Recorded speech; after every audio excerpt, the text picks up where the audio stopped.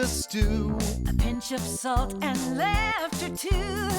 A scoop of kids to add the spice. A dash of love to make it nice. And you've got too many cooks. Too Many Cooks is by far the most popular infomercial.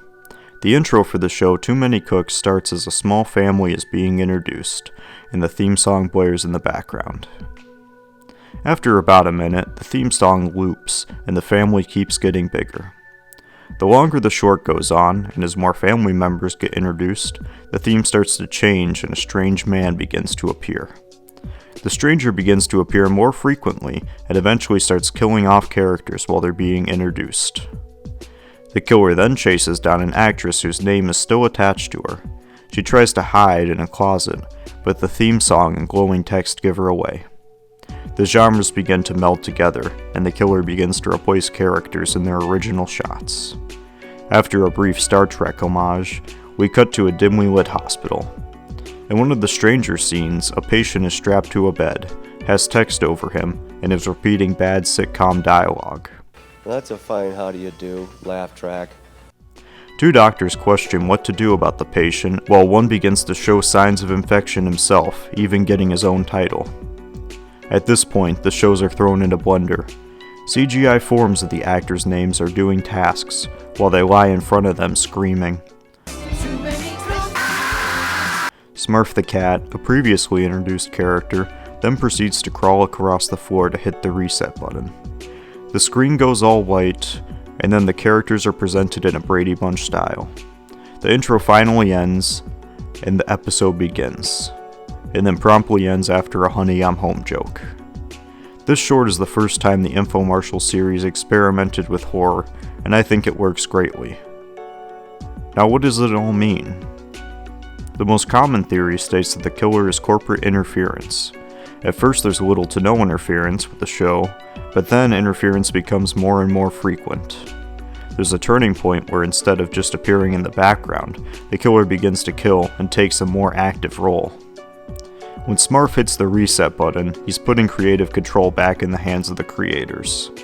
But corporate interference is never truly absent. Adult Swim is about as close to free as you can get while still airing on TV, and with Too Many Cooks going viral, shows how it can pay off and result in good art.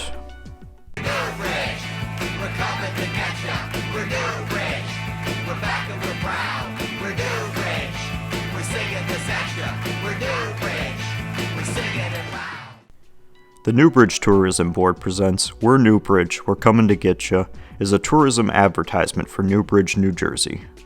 The infomercial was created by the hosts of a radio show and podcast called The Best Show. Just like with swords, knives, very sharp objects, and cutlery, you don't have to understand the lore to understand what's happening. The ad discusses the history and culture of the small city and their claims to fame, one of which being that they're the home of the pebbled garbage can. There really isn't much to say about this one. I like the song at the end a lot. I thought it was funny that almost everyone being interviewed was just one guy. Somehow they got Gilbert Gottfried to act in this. I like the feedback from a theater. Probably because they paid him in ice cream. I mean, I guess I kinda get why he did it now, actually. This one's a little funny, but gets boring like the city it's based on quickly. I don't see anything, do you? Still looking. No, nothing yet. My anthropology numbers couldn't have been this far off. You see, it's precisely because of this kind of elusiveness that we need your cash donations to fund our search. Donate now. Miracle Man needs money. In Search of Miracle Man is an infomercial for the worshippers and hunters of Miracle Man. The ad tries to raise awareness and funding money so the host can finally find Miracle Man, a man who has magical powers like curing baldness and left-handedness. The Miracle Man also has no toes for some reason. The religion of Miracle Man, in my opinion, is very similar to Scientology. They're singing, Miracle Man, Miracle Man, witness his miracles. We're in search of the Miracle Man. Past life regressions and constant requests for financial support are very cult-like. Something I really liked about this short was the on-the-street interviews. The host took to the streets to ask important questions such as, how does the Miracle Man help you maintain confidence? What is your main life goal? And how often do you masturbate for Miracle Men? I also like the studio audience present throughout the short, especially the one old lady who thinks she's Jack the Ripper. The short ends with Jack the Ripper murdering the entire audience while, in an ironic twist, the Miracle Man is finally caught on camera in all his toeless glory. This short is a good commentary on for-profit religions and is worth a watch for the awkward interview questions. I just used a smart pipe at smart pipe. How crazy is that? Let's see how I did. Very cool. Smart Pipe is my worst nightmare. Smart Pipe is a tech infomercial about a new smart home device that scans your anus and processes everything that goes through your toilet. The episode was written 6 years ago to criticize Facebook's data collection policies and how they handled your data. And by handling your data, I mean selling it. The infomercial starts off strong with a disclaimer that reads, Smart Pipe Inc. is a registered sex offender. We are then introduced to our host, an influencer in Silicon Valley type of person. He guides us through Smart Pipe offices and interviews people to get an understanding of how the product works, how Smart Pipe is free at the expense of your fecal data, and the legal struggles they're having. The CEO explains how the product is deemed illegal because it takes pictures of your anus and Congress is worried about younger people getting photographed. The ad quickly becomes about encouraging people to contact their senators to make the product legal. They're overdue for a reboot. Exactly, and Congressman Mitchell, who chairs the House subcommittee in charge of these laws, won't even allow our proposed legislation to come up for a vote. So one man is subverting the will of millions of people. That's not America. The smart home concept is really unsettling to me. Having all of your data being traded around is a scary thought. What's even scarier now is it's become an open secret and people don't seem to care anymore about data collection. Smart Pipe does an excellent job portraying this fear, and has some good jokes thrown in to help lighten the mood. The Quran, the Bhagavad Gita, Plato's Republic, the Holy Bible. These are humanity's greatest books. And now, a new discovery is added to the human corpus. The Book of Christ. The first and only book of the Bible written by Jesus himself. The Book of Christ is the name of the newest book of the Bible. In this episode, some Christian scam artists try and sell a scroll they claim to be the personal diary of Jesus. This short consists of funny quotes from Jesus and some reenactments of his true life. The scroll has a smoke machine on it, which is then revealed to be full of argon. The hosts are slowly being poisoned while they're continuing to read their heretical text. The short has a really unsettling ending. They reveal that they've obtained a tissue that Jesus once used, and then use it to create a replica cough. The cough plays, and the hosts begin to rapidly die.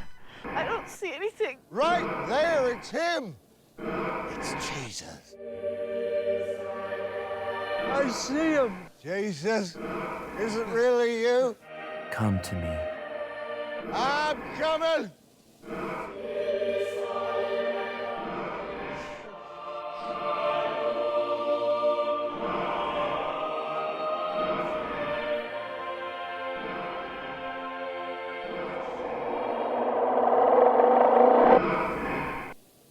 The credits roll over footage of the host's corpses while the cough loops in the background.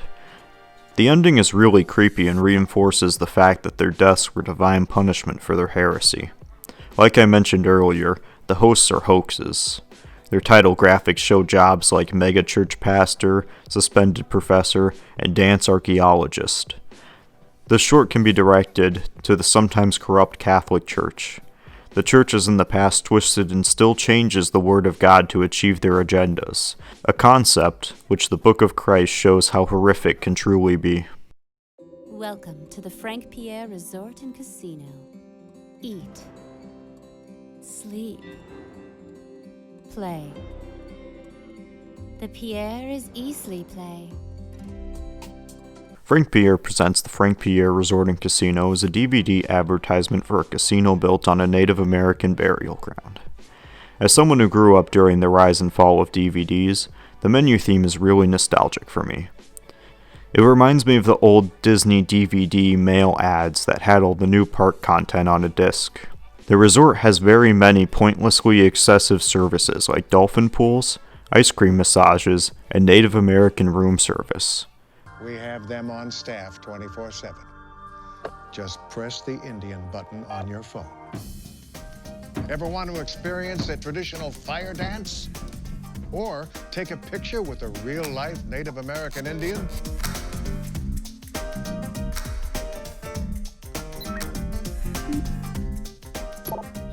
This last service also highlights another theme in the short, Native American exploitation. The resort being on Native American land and the pointless excess makes the resort and the video itself haunted. This episode has a similar message to the Book of Christ, where running a scam and exploiting supernatural forces will result in punishment. I still like this one quite a bit though. There's a funny bit where they're advertising teen services, and a teen actor is chatting with a girl, and it's eventually revealed to be Pierre. This one's pretty alright, but it's similar to the previous one in its ending.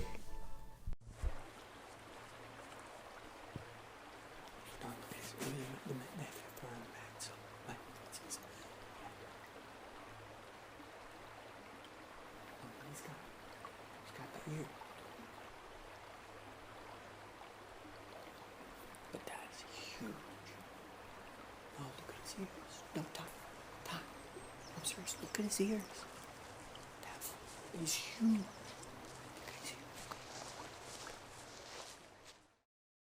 Unedited footage of a bear is the creepiest infomercial. The actual unedited footage of a bear is only about 30 seconds, until it's interrupted by an ad. Unfortunately, the title is a lie. The ad is for some generic medicine which is advertised to create strong reactions. The mother featured in the ad gets in her car while the music, narration, and text fade away. After driving for a bit, the mother passes by a crime scene, which provides a little foreshadowing for what's to come. Occasionally, the side effect messages return, but start to become more disturbing. After receiving a call that, considering the ending, is most likely from herself, the mother is stared down by a violent clone. The clone moves very unsettlingly. Almost every shot of her is digitally cropped and sped up. After a short chase scene, the clone beats up the mother and runs her over with her own car. The clone replaces the mother entirely, while the mother, who's still alive, claws her way back to her house and kids. The short ends with the mother on the steps of her house while flashing lights begin to appear.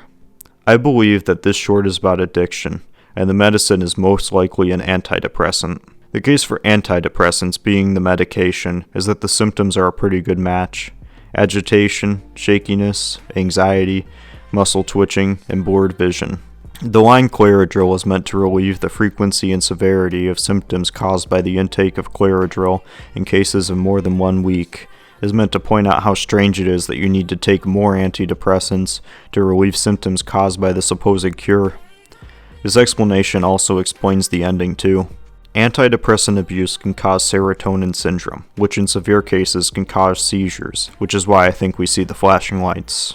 Having dealt with the symptoms of antidepressant abuse, it's something nobody should have to go through. I'm not trying to say that these medicines don't have their uses, but no medicine is good when it's being abused. If you are going through depression or struggling with abuse, please reach out to someone. This short film is a masterpiece and well deserving of its popularity.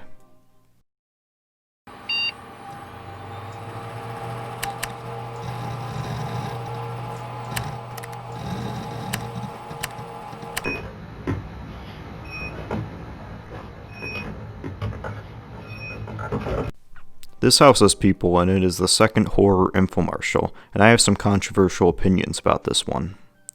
The infomercial is actually recorded security footage from inside a seemingly normal family's house. The family is preparing for the younger brother's birthday party when they realize their sister is laying in the kitchen unmoving. The parents attempt to remove her from the floor, but she's stuck. The parents eventually realize that their daughter is not only stuck, but also phasing through the floor into their basement. Panic begins to set in as the birthday party guests assemble outside the house. The parents and a contractor in the house begin to try and rescue the daughter, first by trying to cut the floorboards around her, and then by grabbing a mattress to soften her eventual fall to the ground. The daughter falls to the ground and the feed cuts to outside, showing the party guests having a similar fate. The feed ends and the credits begin. I personally think that this short isn't really scary. What it excels at is tension. The first time anyone watches this, the slow descent into panic and disarray always makes people very uncomfortable. It's a test. It's a test. It's just a test. Say it out. I'm ready for it. Are you? I'm ready for anything. Beautiful. You've always been so beautiful. You need to stop right now! I praise you. I serve you. We're a family, no matter what anyone says. Love each other through grinding teeth. That's our strength. That's our bond. When rewatching this short, while still there, the tension is lighter. It doesn't have the same effect as unedited footage of a bear, where the context makes it frightening despite how many times you've seen it. One major positive of this episode is the ARG surrounding it. Again, I won't go in depth about it, but since this short was directed by Alan Resnick, there's an accompanying website and a strange Bob Ross Clay parody. This short is a good watch even if repeat viewings don't pack the same punch.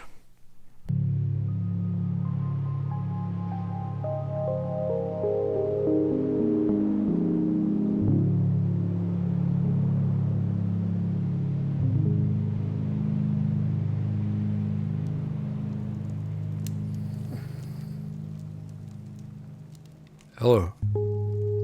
My name is Joe Pera, and I'm sorry you're having trouble dozing off. That's why I made you this show. Joe Pera Talks You to Sleep is a relaxing infomercial that can help aid your sleep process. Joe Pera, in animated form, tells you soothing stories and anecdotes all over stock footage. Joe has a nice monotone voice, and his script is written really well. The story of how Stephen Hawking cheated on his wife is really devastating, and the line, "If you're able to find one person in the universe who cares about you, why would you want to disappoint them?" is amazing. After talking about some mundane things, he listens to old voicemails when one from his ex comes on. I enjoyed that Joe was going through something in the story. It makes his narration more comforting. Anyhow, after I received that message, I did the same thing I usually do when stuff like that happens. I went to the batting cages. It's tough to worry about women when you're focused on fastballs. And also, it feels good to hit stuff with a bat. I really enjoy this short. Its calm atmosphere and chill vibe is a welcome change of pace. Of course, Joe is great. I can't really say much about this one because it's very surreal. Go watch it now if you haven't, and if you have, go watch it again.